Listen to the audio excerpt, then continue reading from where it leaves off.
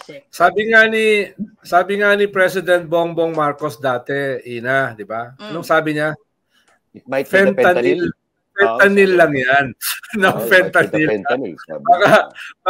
Baka nasobrahan sa fentanyl, no? Pero feel good siya ngayon. Wala namang maniniwala na dyan eh. No? Sobrang dami na ng tumbling eh. Wala namang maniniwala eh. 'Di ba? Just nitong nakaraang mga taon, no? As early as 2021, December, sinabi na niya, 'di ba? Bago nila in-endorse si Bongbong, bago in-endorse ng PDP Laban, yung ruling party noon. Ano sabi ni President Digong? Adik, sinungaling, mahinang leader, 'di ba? Inuulit niya yan last year, 2023. Kaya nga sabi ni AFP Chief of Staff Browner, may mga destabilization threats laban kay BBM, laban sa gobyerno. Malinaw naman kung sino yung nagde-destabilize, di ba? Last January, ano sinabi ni Digong? No?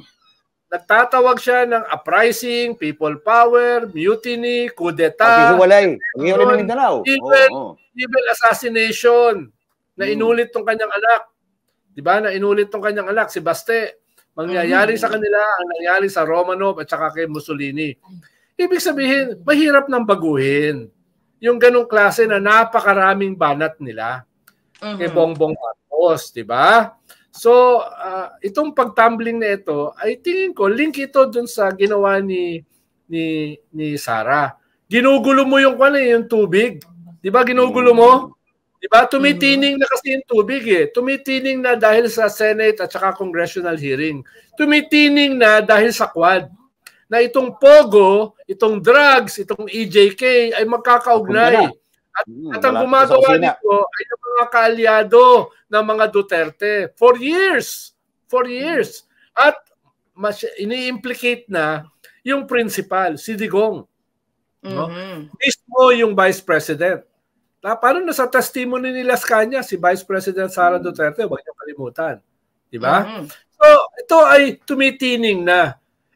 Bago tumining ng maayos, diba yung graduated cylinder, pag tumitining yung lupa, diba, nagka-chemistry tayo dati, Ina eh. Michael, diba, ginaganon mo yung graduated cylinder, may tubig tsaka putik.